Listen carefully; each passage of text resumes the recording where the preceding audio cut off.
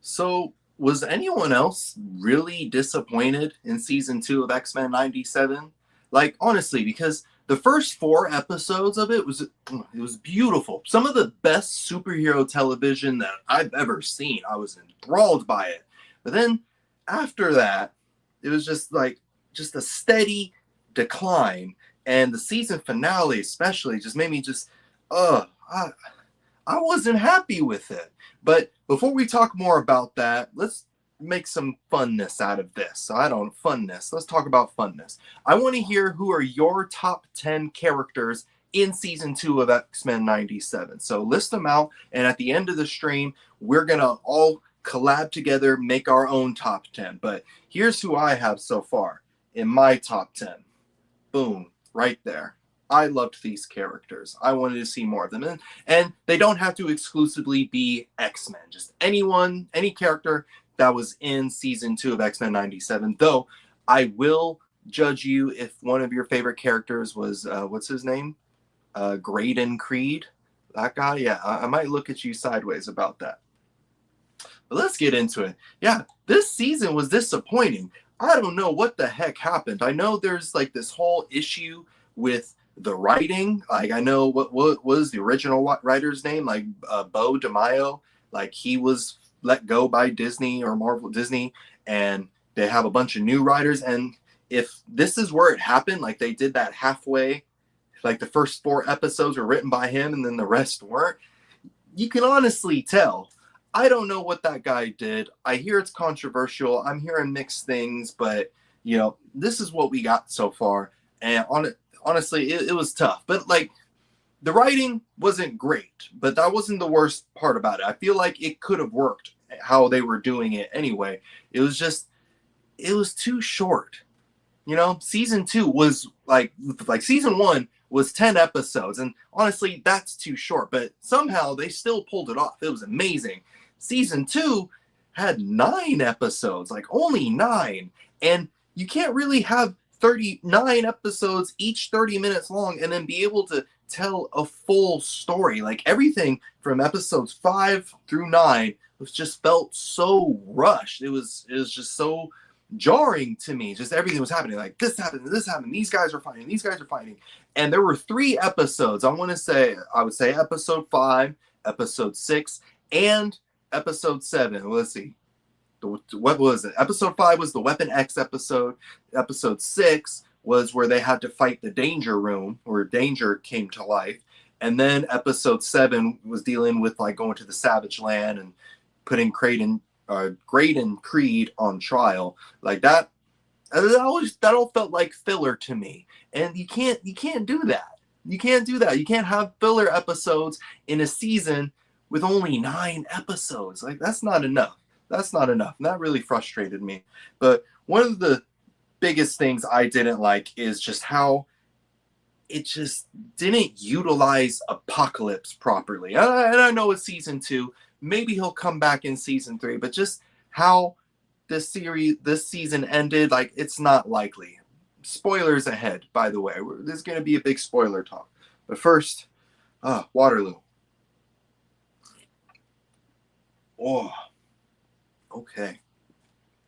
So, episode 1 through 4, entirely dedicated to Apocalypse. Like, if he wasn't on screen, you felt his presence. And Apocalypse is my all-time favorite X-Men villain. Like, especially the animated X-Men Apocalypse. Like, that is one of my all-time favorite supervillains. Like, I love him so much. I even have his quote tattooed on my ribs. I am the rocks of the eternal shore. Like, when I saw that as a kid, I was just like, that needs to be on my body. And honestly, not that painful of a tattoo to get right here. If you want me to lift up the shirt, it's not the day for you to do that. It's not that kind of stream. But yeah, episodes 1 through 4 told an amazing Apocalypse story, and I was just hooked. And I was even more excited because everyone on the internet was starting to love Apocalypse, and I'm just going like, hey, see, I told you this dude is dope. But then after episode 4, he just vanishes. They talk about him every once in a while, but we don't really see him again until what was it, where it teased Death Gambit, like episode 6 or 7. But and even then, like, they don't use him after that. And then when he does finally make a full-on appearance at the end, it's this gross fusion between him and Gambit. And I say gross not in a like, oh, they intentionally made him look gross in order to inspire fear. It was not a good looking design.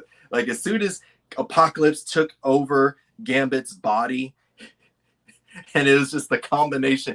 It looked like that fusion app on the internet, where you take two Pokemon and it just creates this ungodly mess of a being. Like that's what this looks like. And I'm not an artist, but I felt like they could have designed that a bit better. And yeah, that was just so disappointing. And I hated how they just ended it so quickly. Like, Apocalypse was teased from episode 1 to just be this ultimate villain. Like no one can defeat him. It's like they had to do everything in order to put an end to this guy.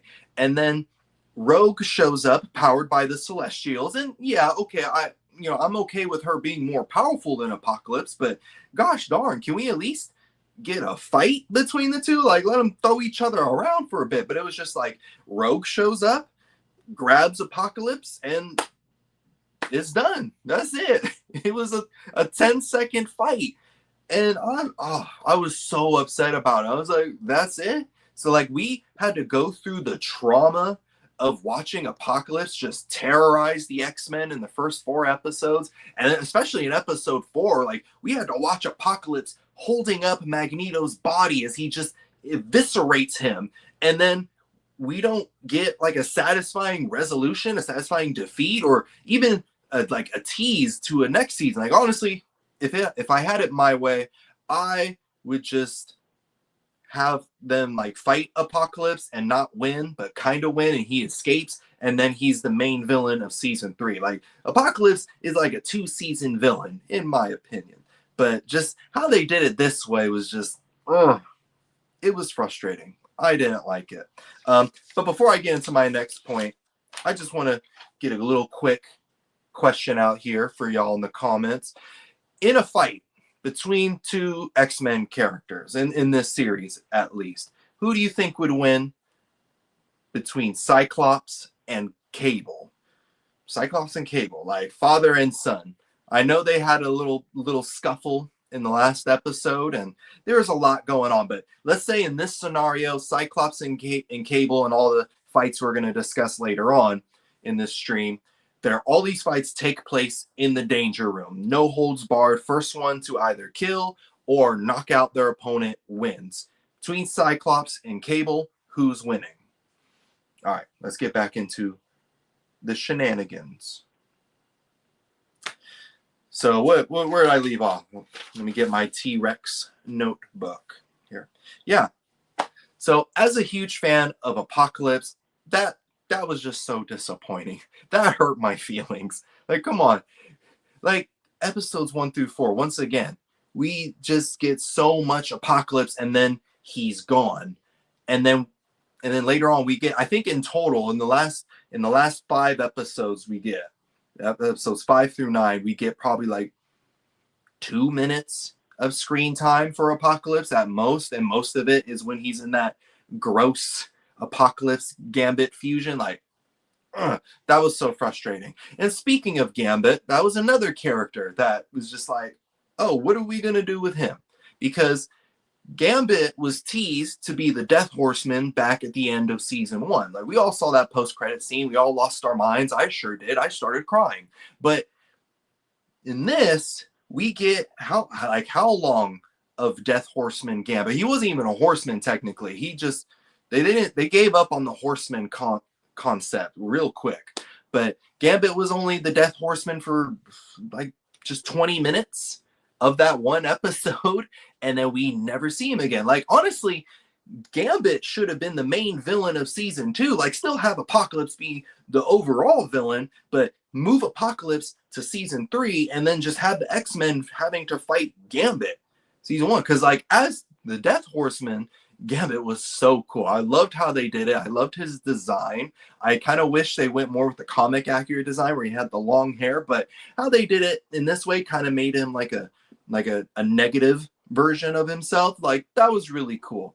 And I liked how true his powers were to the comics, you know, with the disintegrating cards and how he could corrupt people and make them serve him. Like that was cool. But then we don't get much of it. Like he get Charles Xavier and Rogue enter his mind, and then just all right, we're done. You never see him again. So it's just like, what was the point? What was the point of all that buildup? And that was basically my general consensus of season 2. What was the point of this if it was just going to end in like 30 seconds? Like that was incredibly frustrating. And then we have this whole thing with Charles Xavier and Magneto. And I know a lot of people are like, oh, they're teasing Onslaught. And that's another character where I'm just like, you know, you can tease him, but don't have him become Onslaught right now. But they had this whole thing with Charles Xavier and Magneto, like with Magneto being killed by Apocalypse, and then Charles Xavier kind of, you know, getting very angry about it. And I love how in episode 4, Charles Xavier's like, that's why your mom left your bum self in the desert. I wish you would have burnt. I was like, dang, Charles was going in. I love that. And we get glimpses again of that anger, of that hatred for Apocalypse from Charles Xavier in episode 6 when they had to fight the Danger Room. But once again, after that, it's just, you know, back to the status quo, you know, back to normal, back to, oh, to me, my X-Men, hey, I just love peace and humanity. Like, I wanted to see a more militant, a more angry, a more violent Charles Xavier, like willing, you know, he's willing to do whatever it takes to take Apocalypse down. And that's why I honestly thought he was going to start utilizing X-Force more. Like, I thought he was going to team up with Cable and was like, yeah, you're right. We should just go after him and take this dude out. But once again, like with everything else in this season, they didn't follow through with that. Charles Xavier had like a one-on-one moment with Apocalypse in the season finale, but all the anger and hatred that he had for him back in episode 6 and episode 4 was gone. It was just a regular Charles Xavier moment. And I felt like, you know, Magneto's death was pointless at this point. It's like, are you still upset about that? He seemed sad, but he wasn't angry. I need angry Charles. Hi, baby. My cat's here. And we didn't get that. We didn't get that at all. And it's just, once again, it was just like, what was the point? Why show me that? Why put me through the emotional trauma of Charles just losing the love of his life? Let's be honest, those two were lovers. Like that. You don't get that angry about a best friend being murdered. Like that. They were lovers. But yeah, you don't, like, I wanted that. That's what I wanted. It just felt pointless. And then, let's see. And then, yeah, Charles Xavier didn't even help defeat Apocalypse. He just kind of stood there, watched his X-Men get corrupted, which I thought was a cool touch. I'm like, oh, okay, that's how the season's going to end. But no, it's just, once again, this show's just like, oh, we're doing things at a rapid pace, and they just fixed it. They were just like, oh, no, now Rogue is here. She cured them. We're all fine. It was just like, what's really the point? What's the point of all this? Like, come on now. Before I continue, let's get on to the next verses. So in the Danger Room, we got Polaris versus Jean Grey. But no Phoenix. Jean Grey without the Phoenix. Who do you think's going to win in a fight between the two? I didn't really give my opinions on Cyclops versus Gambit, or Cyclops versus Cable, but I will give my opinions on this. I feel like without just based on what we've seen in this season, Polaris was, kind of OP. She was going in, and now that I'm saying it out loud, maybe not. I think it would be a fight. It would definitely be a fight. Maybe Jean Grey. Jean Grey, I think, is just gonna barely come out on top without the Phoenix. But Polaris is gonna make her work for it. Oh. All right. And then going back to just the pacing of this show, like another thing, like because it goes so quickly, like once again, you can't just have 30-minute episodes and only 9 episodes per season, because like it all felt rushed, you know. And another thing that felt incredibly rushed was Nightcrawler. Like, what? Why did he have to die? Like, I understand. It kind of felt like they were gearing towards like, okay, something is going to happen to Nightcrawler, because they were giving him a lot of love in this season, and I do appreciate that. I love Nightcrawler, but when he died, it was just kind of like, okay, that might as well happen too. Like, it didn't give me time to process and then to grieve. It was just like, oh, Rogue defeats Apocalypse, and oh, by the way, Nightcrawler died, and end of the episode. So that was another thing that just felt so hollow. They didn't need to do that. I'm not worried about Nightcrawler not coming back for season 3. It's the X-Men. They all take turns dying, and then they all take turns coming back to life. That's just how it is. But I need to feel that. I expected to feel that emotion, that sorrow of Nightcrawler dying. But instead, we just got oh, by the way, and he's dead, and now we're done. Season 2 is over. It's kind of like this show just wanted itself to end, and that wasn't fun. And then on top of that, X-Force. They had that really cool thing with X-Force in the beginning. What was it, episode 2, where, you know, it was a whole episode dedicated to X-Force, and they even had their own theme opening, which was amazing. I loved that they did that. Ooh, excuse me. But then they didn't do anything after that. It was just like, oh, and X-Force is just kind of there and around. I felt like they were a major part of the story, but they just weren't using them. It was just focused on the X-Men. I'm like, well, like, X-Force is going on this like kill mission for Apocalypse. Like, you should split it in half. Like, instead of having episodes involving, you know, Creed or doing the Weapon X thing, like, those episodes should have been about X-Force going after Apocalypse. Maybe having episodes where they're fighting Apocalypse and he's getting away, or he's beating him up and like shooting, teleporting him somewhere to mess with them. You know, something like that. That's what the story should have been dedicated to. What the X-Men's dealing with Apocalypse, and what X-Force is dealing with Apocalypse. And then they all come together at the end for this epic battle against a more powerful Apocalypse. I guess they were really stuck on this Gambit Apocalypse fusion. It honestly should have been the Death Horseman Gambit. That should have been the final battle of this season. But whatever. I'm not a writer. It just didn't work for me. But it's not all negatives. There are things I do like about this series. But before we get into that, let's get into the next one. Next versus battle, Colossus versus Strong Guy. In the Danger Room, who do you think's coming out on top? Need another sip. Now, this one's an interesting fight because Strong Guy can absorb kinetic energy, and that does make him bigger and stronger.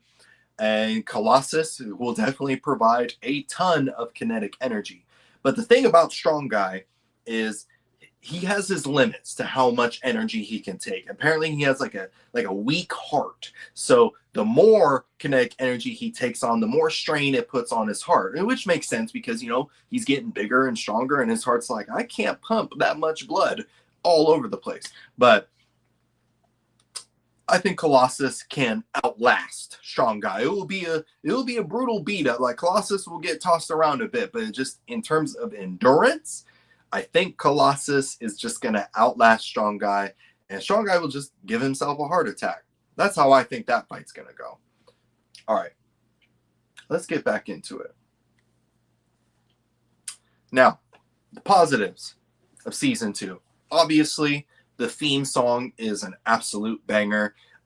Every time I watch it on Disney Plus, and it gives me the suggestion, you want to skip the intro? I'm like, no. Who's doing that? Who skips this intro? It's amazing. And like I mentioned earlier, I especially loved how when it was an X-Force based episode, they changed the opening to X-Force. Like that, that was really fun.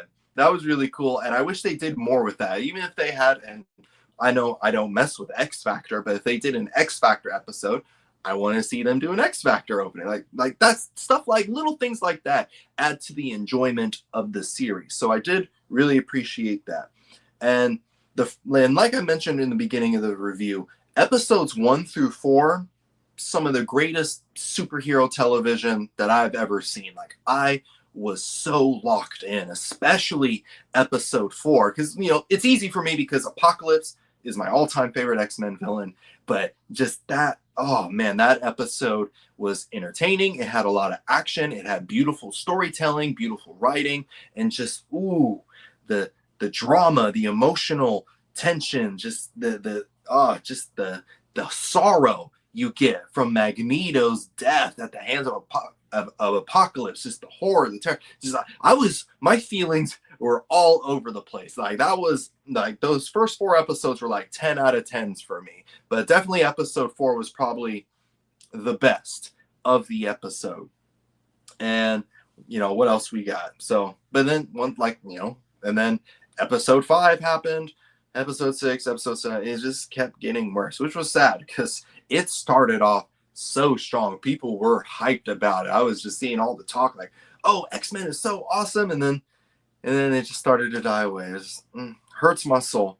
And then, of course, best character in the whole season for me, and you'll see on my top 10 list, this is my top 10 list, number 1 is Apocalypse. He was fantastic. I loved how grandiose he is. I loved how badass he was. He was perfect. This is how I wanted Apocalypse in the X-Men Apocalypse movie. Not the worst of the live-action X-Men films. I liked Oscar Isaac's take on Apocalypse in that film. Just, side tangent. But, I wanted him to be more godly. Just more, look at me, I'm unbeatable. I love that part of Apocalypse. So Apocalypse, especially in the first 4 episodes, pure art, and I need more of him. I'm really and it just makes me sad again how they just kind of just touched your face, now you're trapped in a gem, and we'll never see you again. That hurt my soul. And then what else we got? I gotta say, and the animation in season 2, I have to say, was much better than season 1, because I know in season 1 and a lot of the animated MCU stuff was going this route. It was like a combination of 2D with like some 3D elements to it. So for me, it is kind of awkward. And the series, Your Friendly Neighborhood Spider-Man, they do a lot of that. And it just looks awkward to me. And season 1 was very much the same. Not as much as Your Friendly Neighborhood Spider-Man, but still had those 3D aspects where I'm like, I didn't like that. But this season, it felt more 2D, but super crisp. Like, that was some crispy animations. Like, whoever did the drawings and the animations to go with that, like, they need an Emmy for that, because it looked beautiful. It was very colorful, very bright. I was engaged. Even though I wasn't necessarily happy with what I was seeing on the screen, visually, it looked beautiful. And then also, I want to say, one of my favorite things about this season, and it's a minor thing, but like, I'm a sucker for love. I love love. I love talking about love, and I especially love seeing love in superhero stuff. And we saw a little taste of a romance between Bishop and Polaris. I wasn't shipping those two to begin with, but as soon as they just started talking to each other, I was like, there's something there.